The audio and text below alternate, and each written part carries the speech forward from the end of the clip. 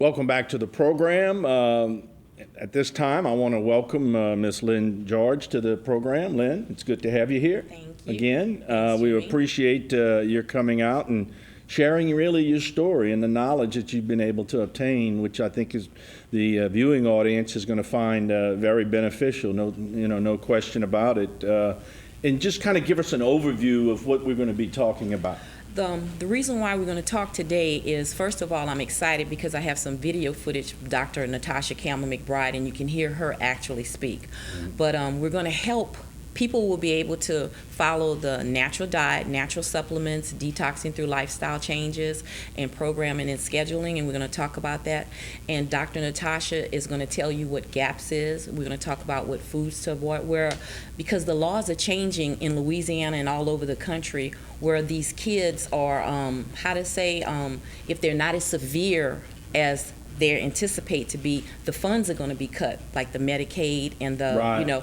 And the hospitalization. So these families can help their children right now. So we're going to talk about that and let Dr. Natasha explain, first of all, in this first video, what GAPS is about. Okay, and then before we actually get to the video, let me just ask you, because people that are tuning in may have not seen our previous interviews. Okay. And, just share with us briefly about your journey and Brandon's journey, Okay. to up to where you are now. Well, Brandon, like I told you, he was diagnosed with autism at the age of 17 months. And when he was almost 6 years old, they moved to Atlanta, and we got with this doctor, Dr. Chris Green, and he asked us to read this book, Gut and Psychology Syndrome, which is the natural treatment for autism, dyspraxia, ADD, dyslexia, depression, and schizophrenia. And she's saying everything deals with the gut. And she's saying if you heal and seal the gut, and this, it's not that foods are bad, is that these people who have what you call GAP syndrome cannot tolerate it. Right. So it's not the foods, it's their digestive system that can't tolerate it. I see. So certain foods heal and seal the gut, and once the gut is healed and sealed, then they can eat. Okay. Like they want to. Very interesting. So I think first we're going to hear, I guess, from Dr. Natasha, maybe explaining what GAPS is. Correct. All right. Well, let's roll that, It's a please. personal story, like with many other mainstream doctors. In order for us to move into the alternative field, we have to have some personal reason for it. And my first child was diagnosed autistic at the age of 3. That threw me into a very steep learning curve when I discovered that my own profession had nothing to offer my child. And as a result of that search, as of now, he's a healthy young adult with no traces of autism left, leading a normal life. He's driving a car, he's got a girlfriend, he's going to university, so everything is absolutely fine. And as that learning curve progressed, GAPS got developed, Gut and Psychology Syndrome. And as the name implies, it establishes a connection between the functioning of the digestive system and the functioning of the brain in the person, because that contact is very, very tight. And what's happening in the digestive system doesn't just affect the brain, it affects everything else in the body. So the second part of GAPS syndrome is gut and physiology syndrome, which includes all sorts of physical conditions such as autoimmunity, multiple sclerosis and diabetes type 1 and rheumatoid arthritis, includes the diseases of low energy supply, low energy production, such as fibromyalgia and chronic fatigue syndrome and ME, and allergies and arthritis and all sorts of other physical conditions. Where when we talk about gut and psychology syndrome, we talk about the function of the brain, and here we talk about autism and attention deficit hyperactivity disorder and dyslexia and dyspraxia and various other mixtures of learning, behavioral and social problems in children and adults. And that also includes psychiatric conditions such as bipolar disorder and obsessive compulsive disorder and schizophrenia and not eating disorders and addictions and epilepsy. So when we talk about gut and psychology and gut and physiology syndrome, we talk about the roots of our health, because the roots of the human health are embedded in the digestive tract. It's a digestive tract that feeds us and nurtures us and nourishes us and looks after us. In these people, because they develop abnormal gut flora, their digestive system, instead of being a source of nourishment for them, becomes a major source of toxicity in the body. Foods don't get digested properly, So the person develops multiple nutritional deficiencies. The gut lining itself deteriorates, becomes porous and leaky, and lets through partially digested foods. And when these partially digested foods are found in the bloodstream by the immune system, the immune system attacks them. It recognizes them as foreign substances. And the person starts developing food allergies and intolerances to all sorts of foods. It's not due to the problem with the food itself, it's due to the fact that their gut lining is like a sieve. So the treatment has to be focusing on the gut lining, on healing and sealing the gut lining. In these people, their gut flora gets taken over by pathogenic microbes, pathogenic bacteria, viruses, fungi, worms, parasites, all sorts of things. And these pathogens digest food that comes along in their own way, converting it into hundreds and hundreds of very toxic substances. These toxic substances absorb through the damaged gut lining into the bloodstream and get distributed around the body. And when they get in the brain, they impair the brain function. When they get into joints, they cause arthritis. If they get into lungs, they would cause asthma or some other disease. If they get into your skin, they can cause psoriasis, eczema, or any other disease of the skin. Wherever they get to, they cause trouble around the body. So that's what, in essence, GAPS is.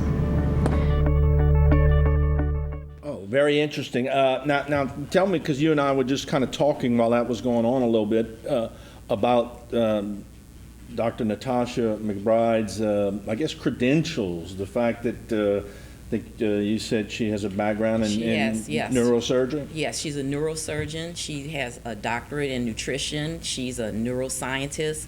But when her son was diagnosed with autism, she said there was nothing that she can, do. So she started researching and developing things like that, and she found that's how gut and psychology came about. I see. And then of course, GAPS, to make it kind of a, an acronym and a short term, it's based, of course, on the doctor kind of explained it, so I'm not going to try to. But the diet involved, of course, is very important. Maybe you want to touch on that, and I know we have some I guess, the listing of the foods as well. Right. The diet, it's very simple. You can, now remember, like I said, it's not the foods that are bad, it's the people who are GAPS persons. They can't tolerate it. It's just like you're not going to feed a baby steak and potatoes because their digestive system is not developed. Well, the same thing with GAPS. It's full of inflammation, and just like she said, it's a sieve. So the foods that's not digested go straight into the bloodstream, and it causes toxins, and these toxins start attacking because your body, it has a natural healing sensation, so they're going to start attacking. So once it starts doing that, this inflammation happens and it shuts down the brain. So the gut is connected to the brain and all the other organs. And that's exactly what it is. Now, some foods, I'm going to discuss some, but they can go to my website, www.brandonswindow.com. The GAPS diet is there. Everything that we're going to talk about is at the website. But I'm going to give you for instance. Say you can say foods to avoid: apple juice. It's not, these people cannot tolerate apple juice, but you can eat apples. No milk. Right. But you can have coconut milk. No rice product, no wheat product, corn, oats. It's something like the gluten-free, casein-free diet, but in addition, you can have eggs, natural cheeses, butter, and the coconut milk. How can, I guess, somebody, how do they know if they are one of these, patients? GAPS people, GAPS persons. Right. Do you have to go to a, physician? No, people know that they have irritable bowel. If you have acne, eczema, ADD, ADHD, depression, schizophrenia, doctors usually diagnose this, and they notice, and they tell you you have to seek treatment for that, but they don't know exactly what to do. So we're empowering them, letting them know that, hey, you take control of yourself and you eat properly. And of course, we're not saying don't go to doctors, but we are saying, though, do it in conjunction. There's always some way conjunction with it, and you can always help yourself. Because the doctor will diagnose and tell you, because that's what happened with Brandon. He said he's autistic. And we're going like, well, what is that? What is autism? So we had no idea what's autism. So then they told us, and you go to what you call early steps. Early steps, you contact them, and they will set up doctors, hearing tests, what is that, MRIs, things Sure. like that. And in conjunction with the doctors, you have to start helping yourself. And this is what we're teaching them, that there's an answer. Right, and it makes sense. And we have proof. Yeah. And she has proof, because all I'm Sure. doing is following what she said, which makes so much sense. And you have a great testimony of the Yeah. fact that you went through it personally with Yes. your family, and Yes. especially Brandon. And then helping others. There's this lady that called me from Africa, and her child was dying, and she just emailed me. Then she called me on the telephone, and it was from May of last year, and it took until December. And he was like dying, withering away. He was maybe 2.5 years old, and I think he was like about, I think she told me like 9 pounds, 12 pounds, something like that. Right. But, I have a testimony, it's on the letters and everything. But she followed the GAPS diet, and all it is foods to avoid. You avoid these foods, and foods recommended to help heal and seal the gut. Sure. That's it.